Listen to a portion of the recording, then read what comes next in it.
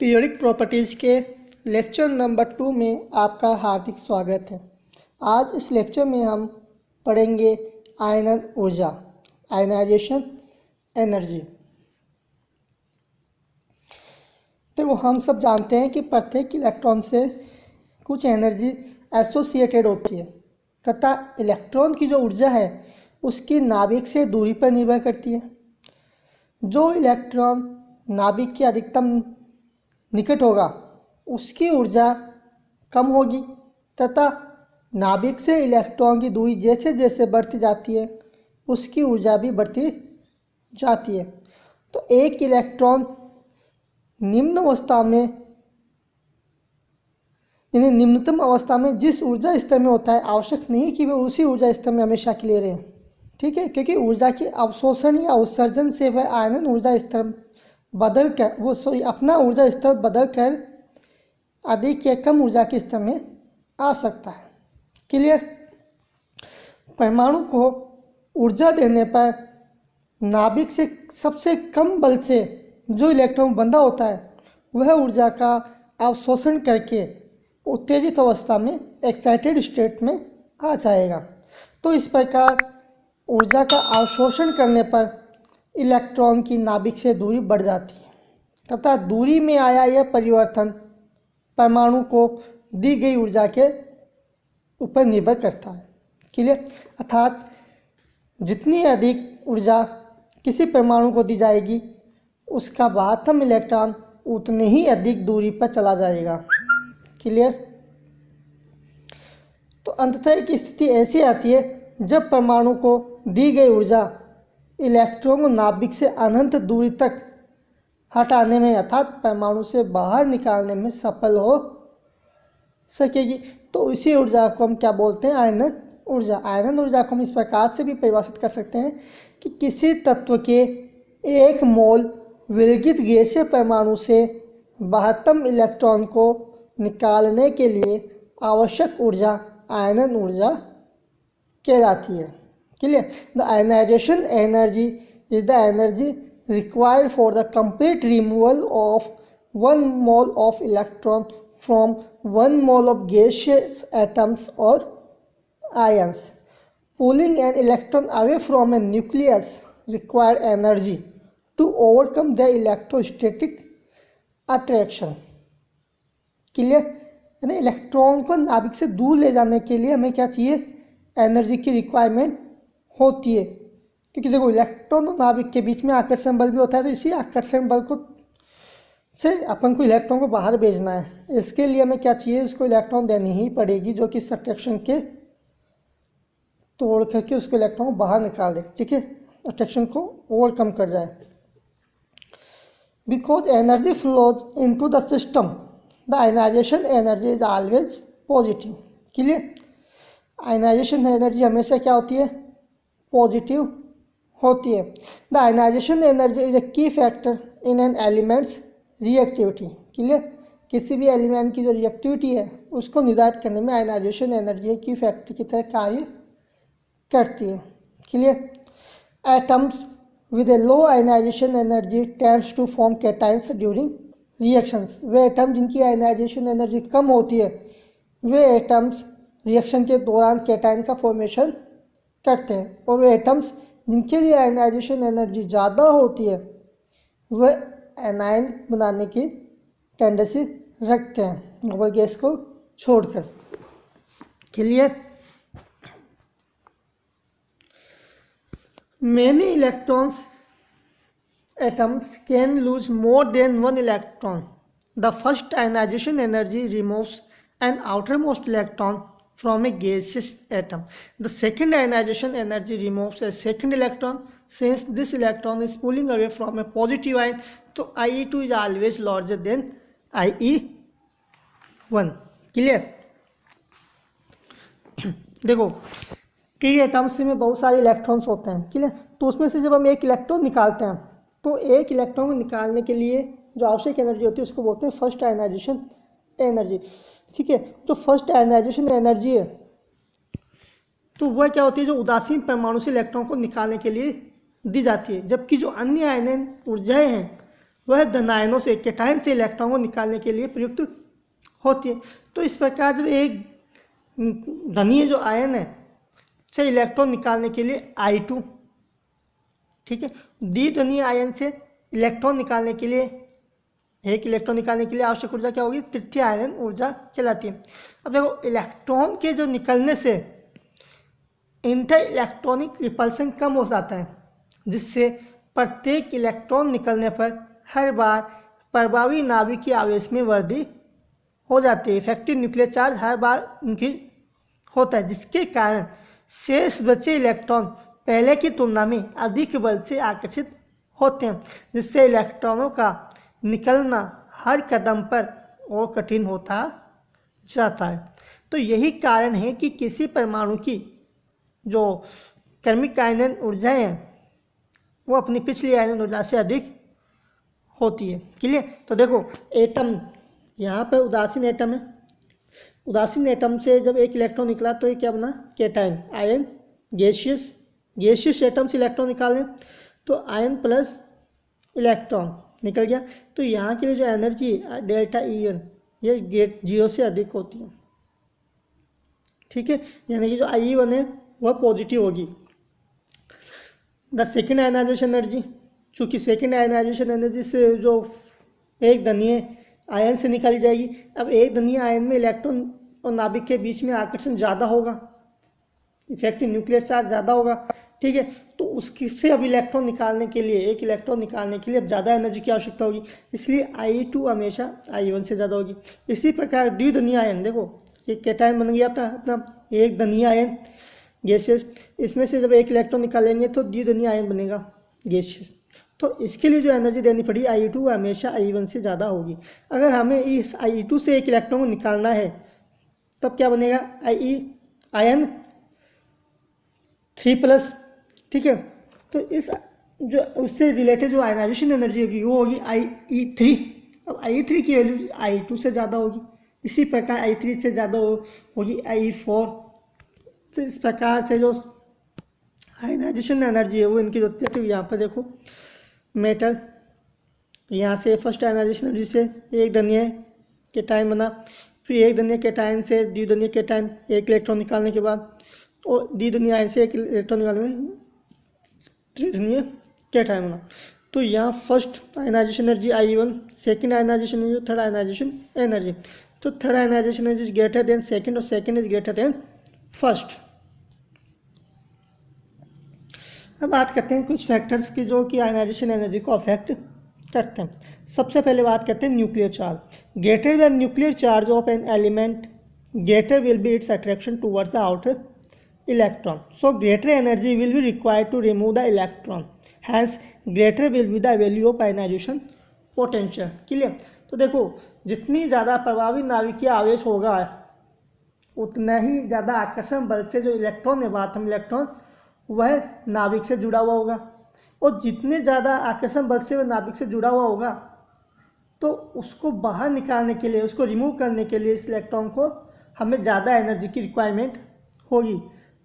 इससे उसकी जो आयनाइजेशन एनर्जी है, जो आयनाइजेशन पोटेंशियल, आयनाइजेशन एनर्जी को हम आयनाइजेशन पोटेंशियल भी बोल सकते हैं, तो उसकी वैल्यू भी क्या होगी, ज़्यादा होगी, ठीक है। तो आयनाइजेशन पोटेंशियल डायरेक्टली प्रोपोर्शनल होता है nuclear charge. Clear? For example के लिए जैसे सोडियम, मैग्नीशियम और सोडियम आयन है, तो सोडियम मैग्नीशियम तो सोडियम आयन के जो बाटम इलेक्ट्रॉन्स हैं उनके लिए जेड इफेक्टिव का मान होता है, सोडियम के लिए होता है 2.20, मैग्नीशियम के लिए होता है 2.85, और सोडियम कैटायन Na+ के लिए होता है 6.55, ठीक है। तो इनकी आयनन ऊर्जा के मान भी इसी क्रम में इंक्रीज होते जाते हैं। यहाँ पर सोडियम आयन से सोडियम से इलेक्ट्रॉन निकालने के लिए जो आयनाइजेशन एनर्जी चाहिए वो होती है 496 किलोजूल पर मोल। मैग्नीशियम से इलेक्ट्रॉन निकालने के लिए जो एनर्जी चाहिए होती है 738 किलोजूल पर मोल। लेकिन जो सोडियम कैटायन है, अब चूँकि सोडियम प्लस का नोबल गैस कॉन्फ़िगरेशन प्राप्त हो जाता है, तो सोडियम कैटायन का जो उससे इलेक्ट्रॉन निकालेंगे तो उसके लिए जो आयनाइजेशन एनर्जी चाहिए वो होती है 4562 4562 किलोजूल पर मोल। क्लियर? अब बात करते हैं दूसरा है प्रिंसिपल क्वांटम नंबर। तो greater the value of principal quantum number n for the outermost electron of an atom farther it will be from the nuclear attraction and lesser will be the value of ionization potential। Clear. Principal quantum number मुख्य क्वांटम संख्या n का मान जितना ज़्यादा होगा outer most electron के लिए तो उसके नाभिक से दूरी भी उतनी ज़्यादा होगी, नाभिक से दूरी जितनी ज़्यादा होगी तो उसका न्यूक्लियर अट्रैक्शन भी उतना ही कम होगा, ठीक है, जिससे आयनाइजेशन पोटेंशियल भी कम होगा, उसको आसानी से कम ऊर्जा देकर भी हम निकाल सकते हैं। थर्ड जो है वह azimuthal quantum number. If the value of azimuthal quantum number of the outermost electron is higher then energy required to pull it will decrease and the ionization potential of such elements will be low। अगर azimuthal quantum number का मान ज़्यादा होता है outer most electron के लिए तो उसके जो आयनाइजेशन पोटेंशियल है वह भी कम होगा। क्यों? क्योंकि देखो एस के लिए एजिमुथल क्वांटम नंबर कितना होता है अपना 0, पी के लिए 1, डी के लिए 2, एफ के लिए 3, ये हम सब जानते हैं।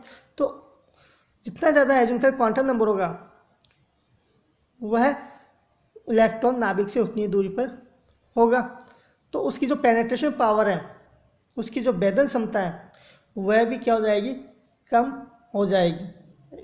तो जो एस ऑर्बिटल है उसकी जो भेदन क्षमता होती है वह पी से ज़्यादा होती है, पी की डी से ज़्यादा होती है और डी की किससे ज़्यादा होती है, एफ से ज़्यादा होती है। तो इस प्रकार से समान अवस्थाओं में यानी सेम कंडीशंस में एक एस इलेक्ट्रॉन को निकालने के लिए जो ऊर्जा दी जाती है वो पी इलेक्ट्रॉन को निकालने के लिए आवश्यक ऊर्जा से अधिक होती है।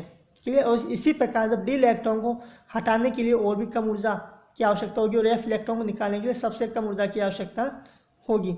यही कारण है कि जो बोरॉन की जो आयनन ऊर्जा है वो 801 किलोजूल पर मोल होती है, जबकि बेरिलियम की कितनी होती है, 900 किलोजूल पर मोल की तुलना में कम होती है। क्लियर। तो क्योंकि बोरॉन में जो बाटम इलेक्ट्रॉन है वह पी इलेक्ट्रॉन है, जबकि जो बेरिलियम में है वह क्या है, एस इलेक्ट्रॉन होता है। Clear. This is because of the reason that the penetration power of the tendency to go nearer to nucleus decrease in the following manner. Clear. S सबसे ज़्यादा, पी फिर डी एंड फिर सबसे कम F. अब बात करते हैं फोर्थ इफेक्ट, वो है शिल्डिंग इफेक्ट। क्लियर।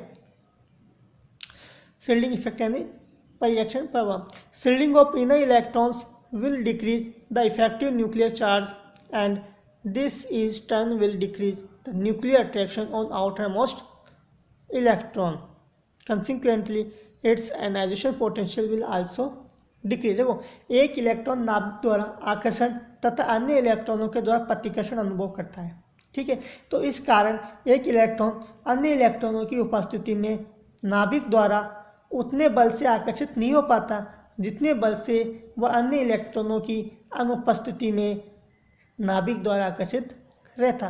तो इस प्रकार इलेक्ट्रॉन नाभिक के कुल आवेश का आकर्षण अनुभव न करके उसके कुछ भाग द्वारा ही आकर्षित होता है। तो दूसरे शब्दों में हम कह सकते हैं कि आंतरिक इलेक्ट्रॉन बाह्य इलेक्ट्रॉनों का नाभिकीय आवेश से शिल्डिंग कर लेते हैं न्यूक्लियर चार्ज से क्या कर लेते हैं, शिल्डिंग कर लेते हैं, और इसी प्रभाव को हम क्या बोलते हैं, शिल्डिंग इफेक्ट। तो जितना अधिक आंतरिक इलेक्ट्रॉनों द्वारा किसी इलेक्ट्रॉन का परिरक्षण होगा, कम प्रभावी नाभिकीय आवेश से आकर्षण अनुभव करने के कारण उसकी आयनन ऊर्जा उतनी ही कम होगी।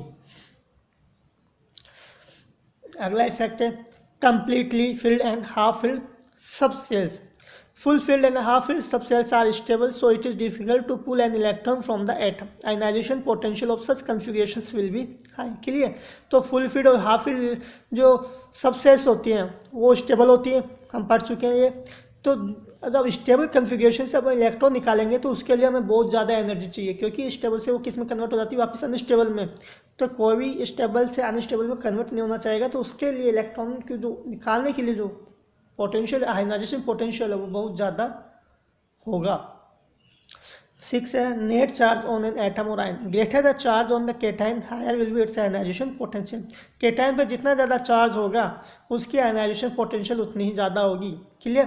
क्यों? क्योंकि जितना ज़्यादा चार्ज होगा उसका इफेक्टिव न्यूक्लियर चार्ज भी उतना ही ज़्यादा होगा। इफेक्टिव न्यूक्लियर चार्ज जितना ज़्यादा होगा तो उसमें से फिर इलेक्ट्रॉनों का जो बाथम इलेक्ट्रॉन है उसका नाभिक से आकर्षण भी उतना ज़्यादा होगा, और नाभिक का आकर्षण जितना ज़्यादा होगा उस इलेक्ट्रॉन पर, बाथम इलेक्ट्रॉन पर, तो उसको निकालने के लिए उस अट्रैक्शन के विरुद्ध अपन को एनर्जी देनी पड़ेगी, तो वो बहुत ज़्यादा एनर्जी चाहिए, तो इससे आयनाइजेशन पोटेंशियल भी ज़्यादा होगा। The order of the first second and third ionization potential increases in the following manner. ठीक है, अपन पढ़ चुके हैं कि IP1 से ज़्यादा होता है IP2, फिर IP2 से IP3, IP3 से IP4, इस प्रकार से जो नेक्स्ट आयनाइजेशन पोटेंशियल है उसकी वैल्यू प्रीवियस से ज़्यादा होती है।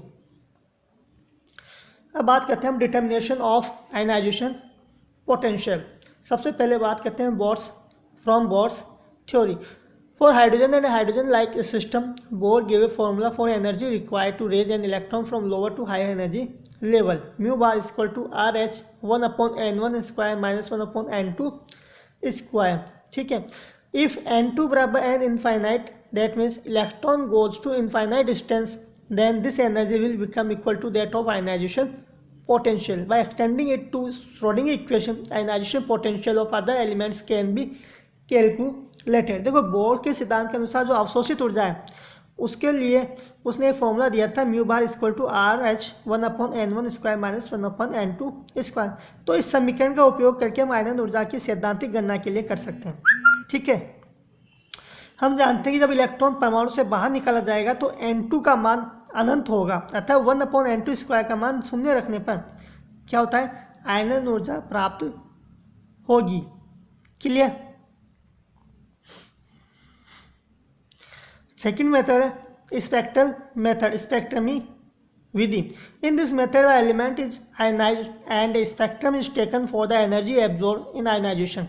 We get a peak in spectrum at the wavelength which is absorbed for ionization of the element. In this way we can calculate ionization potential of any element. देखो spectrum माध्यम में क्या करते हैं, ऊर्जा का अवशोषण करने पर जब इलेक्ट्रॉन उच्चतम अवस्था में चला जाता है तथा अवशोषित ऊर्जा के अनुरूप एक लाइन, जो लाइन स्पेक्ट्रम है वो तत्व के स्पेक्ट्रम में आ जाती है। तो किसी परमाणु की जब निम्नतम अवस्था से इलेक्ट्रॉन जब n बराबर इनफाइनाइट ऊर्जा स्तर में पहुंचता है तो अवशोषित ऊर्जा एक लाइन के रूप में स्पेक्ट्रम में दर्ज हो जाती है, जो कि लाइन ही एक जो कंटिन्यूम जो सतत श्रृंखला है उसका आरंभ होती है। तो किसी तत्व के लाइन स्पेक्ट्रम में जिस बिंदु से एक बैंड प्रारंभ होता है वही उस तत्व की आयनन ऊर्जा का मान होता है। क्लियर। अब बात करते हैं trends and periodic table. Periodic table में जो आयनाइजेशन पोटेंशियल है उसका क्या ट्रेंड रहता है। तो देखो आयनाइजेशन जो ऊर्जा है उसको प्रभावित करने वाले कारकों में हमने अध्ययन किया है, तो उनसे स्पष्ट पता चलता है कि जो एटॉमिक रेडियस है, यानी अब हम बात कर सकते हैं कि प्रिंसिपल क्वांटम नंबर n, तथा जो शेल्डिंग इफेक्ट है वह तो आयनन ऊर्जा का मान घटाते हैं, जबकि जो इफेक्टिव न्यूक्लियर चार्ज है और जो पेनेट्रेशन पावर है वह अर्धपूर्ण जो पूर्ण विन्यास वाले जो इलेक्ट्रॉनिक कॉन्फ़िगरेशन है वो आयनन ऊर्जा का मान बढ़ाते हैं। तो जब हम एक तत्व से दूसरे तत्व की ओर बढ़ते हैं तो एक साथ दो या अधिक कारक में इस प्रकार का परिवर्तन आ सकता है कि वह आयनन ऊर्जा को परस्पर विपरीत रूप से प्रभावित करें। ठीक है, तो हम जब बात करें सबसे पहले periodicity of first ionization energy को, देखो अभी यहाँ फिगर 8.10 है, वो दिखाता है कि shows the variation in first ionization energy with atomic number. Clear. This up and down pattern I first rising across a period of that noble gas purple and then dropping down to the next alkali metal is the inverse of the variation in atomic size. As the size decreases, it takes more energy to remove an electron because the nucleus is closer. So I first increases. ठीक है, जैसे size कम होती जाती है तो electron को बाहर निकालने के लिए अधिक ऊर्जा की आवश्यकता होगी। तो क्योंकि जो इलेक्ट्रॉन है बात में इलेक्ट्रॉन साइज कम होने से न्यूक्लियस के अधिक निकट आ जाता है, सो जो फर्स्ट आयनाइजेशन एनर्जी है वो ज़्यादा होगी। यहाँ पर आप देख सकते हैं कि फिगर 8.10 में यहाँ पर फर्स्ट आयनाइजेशन एनर्जी और एटॉमिक नंबर के बीच में एक ग्राफ खींचा गया है। तो जो नोबल गैसेज हैं उनको पर्पल कलर से दिखाया गया है, उनकी आयनाइजेशन पोटेंशियल सबसे ज़्यादा होता है। क्लियर। और यहाँ से देखो जो अपना एल्कली मेटल्स हैं उनका सबसे कम। तो पीरियड्स में जब हम लेफ्ट टू राइट जाते हैं देखो तो आयनाइजेशन पोटेंशियल का मान, तो फर्स्ट आयनाइजेशन एनर्जी उनकी मान बढ़ता जाता है। अब यहाँ पर आप देखो जो कि lithium, beryllium, boron, carbon, nitrogen, oxygen, fluorine और नियोन, तो यहाँ पर जो सेकंड आवर्त है बेरिलियम उसका ज़्यादा आ रहा है बोरॉन से। क्यों? क्योंकि जो बेरिलियम में जो इलेक्ट्रॉन, जो फर्स्ट एनर्जी जो इलेक्ट्रॉन जाएगा वो जाएगा एस ऑर्बिटल से, और फिर बोरॉन में जो इलेक्ट्रॉन जाएगा वो जाएगा पी ऑर्बिटल से। तो पी ऑर्बिटल की भेदन क्षमता एस से कम होने के कारण पी इलेक्ट्रॉन एस की तुलना में थोड़ा कम आकर्षण बल से बंधा होगा, तो उसको निकालने के लिए एनर्जी कम चाहिए होगी। फिर बात आती है बोरॉन से फिर कार्बन की इंक्रीज होती है, फिर नाइट्रोजन की। अब नाइट्रोजन की जो फर्स्ट आयनाइजेशन एनर्जी है, यहाँ पर देखो जो नाइट्रोजन की फर्स्ट आयनाइजेशन एनर्जी है वो ऑक्सीजन की फर्स्ट आयनाइजेशन एनर्जी से ज़्यादा होती है। क्यों? क्योंकि जो नाइट्रोजन का जो कन्फिगरेशन है वो होता है 1s2 2s2 2p3, यानी हाफ फील्ड कन्फिगरेशन यहाँ पर प्राप्त होता है। हाफ फील्ड कन्फिगरेशन प्राप्त होने के कारण यहाँ से अब नाइट्रोजन से पी ऑर्बिटल में से एक इलेक्ट्रॉन निकालने के लिए अधिकतम ऊर्जा की आवश्यकता होगी। तो इसलिए इसका फर्स्ट आयनाइजेशन एनर्जी का मान ऑक्सीजन की फर्स्ट आयनाइजेशन एनर्जी के मान से ज़्यादा होता है। तो इसी प्रकार अन्य ऑर्बिटल्स में भी हम अन्य जो ग्रुप्स हैं उसमें भी हम देख सकते, अन्य पीरियड्स में भी हम देख सकते हैं। ये पीरियड 1 2 3 4 5 6 दे रखा है। इसमें किस प्रकार से आयनाइजेशन पोटेंशियल की वैल्यू, फर्स्ट आयनाइजेशन पोटेंशियल की वैल्यू एटॉमिक नंबर के साथ चेंज हो रही है वो दिखाया गया है। अब देखो यहाँ पर जो ट्रेंड था, अब ये जो है एटॉमिक रेडियस और एटॉमिक नंबर के बीच में ग्राफ है। तो यहाँ पर दोनों ग्राफ की देखो आप कि आयनाइजेशन एनर्जी में सबसे ज़्यादा वैल्यू किसकी आ रही थी, नोबल गैसेस की, और सबसे कम किसकी आ रही थी, एल्कली मेटल्स की। लेकिन यहाँ पर जस्ट अपोजिट हो गया, जस्ट उल्टा हो गया। एटॉमिक साइज, एटॉमिक रेडियस और एटॉमिक नंबर का मान अब जब के बीच में जब प्लॉट खींचते हैं तो यहाँ क्या मतलब कि एटॉमिक रेडियस जितनी ज़्यादा होगी आयनाइजेशन पोटेंशियल का मान उतना ही कम होगा। ठीक है, तो ये दोनों ग्राफ से हम समझ सकते हैं किस प्रकार से एटॉमिक रेडियस पे और आयनाइजेशन पोटेंशियल डिपेंड हो रही है।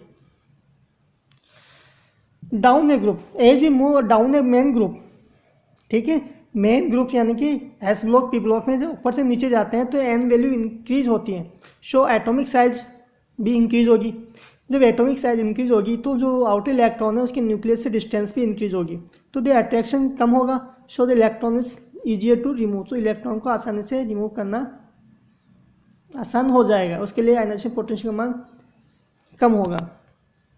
जब ऊपर से नीचे जाते हैं तो परमाणु संख्या बढ़ने, नाभिक के आवेश के साथ साथ उसकी त्रिज्या भी बढ़ती है, clear.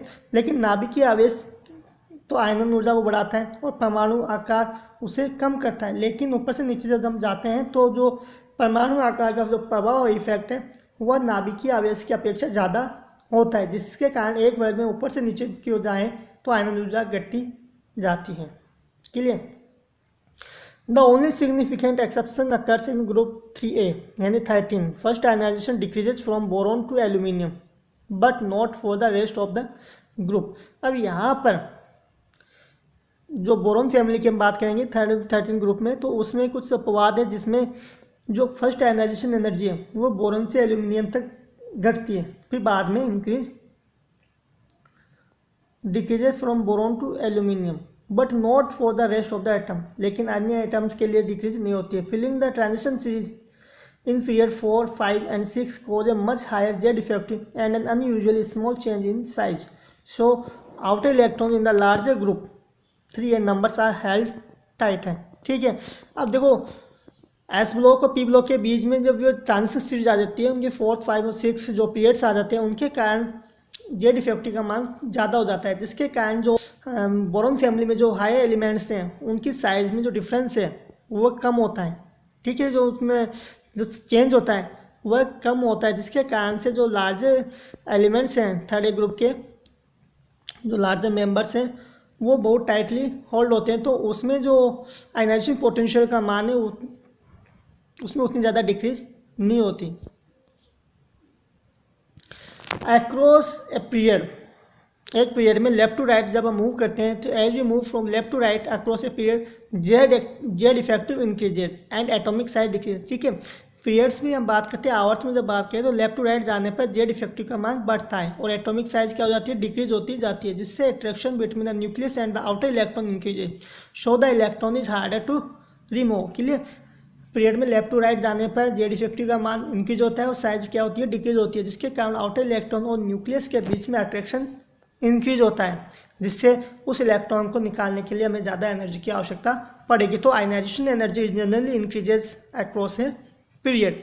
There are two exceptions to the otherwise smooth increase in ionisation energy first across period.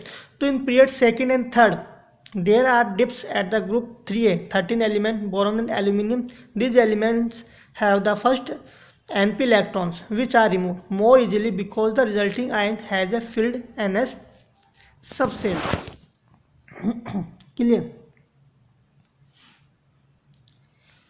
In period second and third once again there are dips at the group 6a and 16 elements oxygen and sulfur. These elements have a fourth np electron, the first to pair up with another np electron, and electron repulsions raise the orbital energy. So the fourth np electron is easier to remove because doing so relieve the repulsions and leaves a half filled np sublevels. यहाँ पर आप देख सकते हैं lithium, sodium, potassium, rubidium जो first जो group है उसकी आयनाइजेशन एनर्जी, आयनाइजेशन पोटेंशियल की वैल्यू दे रखी है। तो लिथियम के लिए होती है 520, सोडियम के लिए 496, पोटेशियम के लिए 419, रुबिडियम के लिए 403, सीजियम के लिए 376। तो देखो ऊपर से नीचे जाने पर आयनाइजेशन पोटेंशियल की वैल्यू क्या हो रही है, डिक्रीज हो रही है। इसी प्रकार सेकेंड ग्रुप में भी आप देख सकते हो कि ऊपर से नीचे जाने पर आयनाइजेशन पोटेंशियल की वैल्यू क्या हो रही है, डिक्रीज हो रही है। थर्ड ग्रुप में आप देखो, थर्ड ग्रुप में भी क्या हो रही है, डिक्रीज हो रही है। लेकिन यहाँ पर जो डिफरेंस है लार्ज एलिमेंट्स में वो क्या आ रहा है, कम आ रहा है, ज़्यादा डिफरेंस यहाँ पर आ नहीं रहा। क्यों नहीं आ रहा, क्योंकि यहाँ पर जो बीच में जो डी ब्लॉक आ जाते हैं 4, 5 और 6 वेट्स के जो आ जाते हैं, उसके कारण यहाँ पर लेंथेनाइट कॉन्ट्रैक्शन के कारण जो जेड इफेक्टिव की वैल्यू इंक्रीज होने के कारण इनके साइज में जो डिफरेंस है वो कम आता है। ठीक है। यहाँ सेकेंड आयनाइजेशन पोटेंशियल की वैल्यू भी दे रखी है और थर्ड आयनाइजेशन पोटेंशियल की वैल्यू भी यहाँ पर दे रखी है।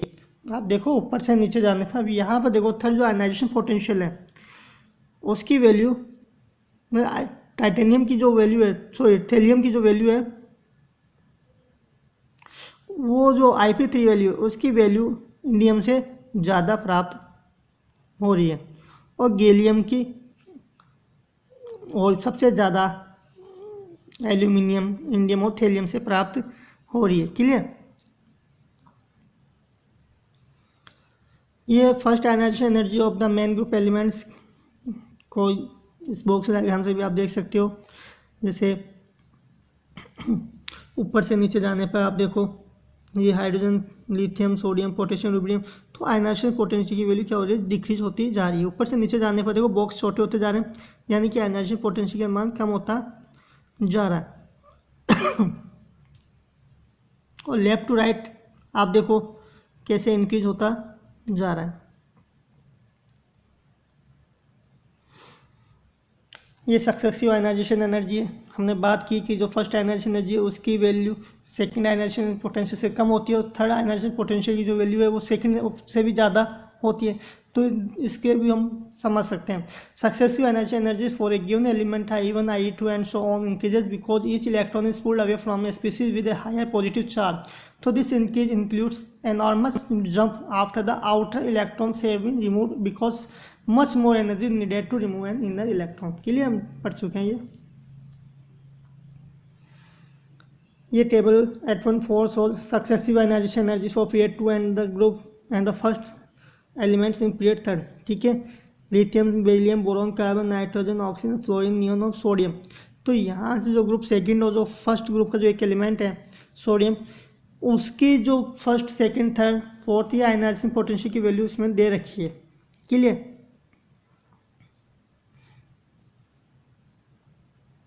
अब बात करते हैं अपन एप्लीकेशन ऑफ आयनाइजेशन पोटेंशियल या explanation of chemical behaviour. Clear. The elements having higher value of ionization potential have lower activity inert gases. ठीक है। जो एलिमेंट जिनके लिए आयनाइजेशन पोटेंशियल का मान ज़्यादा होता है, यानी कि उसमें से आटम इलेक्ट्रॉन निकालने की हमें ज़्यादा एनर्जी की आवश्यकता होती है, तो उनकी रिएक्टिविटी क्या होती है, कम होती है, तो वो लो रिएक्टिविटी वाले होते हैं। जैसे एग्जांपल इनर्ट गैसेज। सेकंड है the value of ionization potential decreases more on going from top to bottom in a group in a comparison to a period. ठीक है, therefore reactivity of metal increases and the atoms form scattered by loss of electron. Clear. तो देखो जो ionization potential है वह ऊपर से नीचे जाने पर डिक्रीज होती है, जबकि पीरियड्स में डिक्रीज नहीं होती। पीरियड्स में लेफ्ट टू राइट जाने पर इंक्रीज होती है। तो जो मेटल्स की जो रिएक्टिविटी है वह इंक्रीज होती है। ठीक है, और एटम इलेक्ट्रॉन का लॉस करके क्या बना लेता है, केटायन का निर्माण करता है। तो ionization potential directly proportional to 1 inversely proportional to 1 upon reactivity of metal. जितनी ज़्यादा आयनाइजेशन पोटेंशियल होगी उसकी मेटल की रिएक्टिविटी उतनी कम होगी। तो जो एल्कली मेटल्स हैं, ठीक है, उनकी आयनाइजेशन पोटेंशियल क्या होती है, कम, तो उनकी रिएक्टिविटी क्या होती है, ज़्यादा। तो आसानी से इलेक्ट्रॉन लूज करके क्या बना लेते हैं, वो एल्कली अर्थ मेटल्स केटायन का निर्माण कर लेते हैं। The elements having low value of ionization potential readily loss electron and thus behave as strong reducing agents. Clear. तो वे एलिमेंट जिनके लिए आयनाइजेशन पोटेंशियल का मान कम होता है उनकी रिड्यूसिंग पावर भी ज़्यादा होती है। तो ionization potential inversely proportional to 1 upon reducing property. Third है the elements having low value of ionization potential readily loss electron and thus exhibit greater metallic property. Clear. तो ionization potential inversely proportional to 1 upon metallic property. Clear. तो ionisation energy जितनी ज़्यादा होगी उसकी metallic property उतनी ही कम होगी। Clear. The elements having low value of ionization potential readily loss electron and thus have basic property. ठीक है, तो ionization potential inversely proportional to 1 upon basic property. ये रेफरेंसेज हैं। धन्यवाद।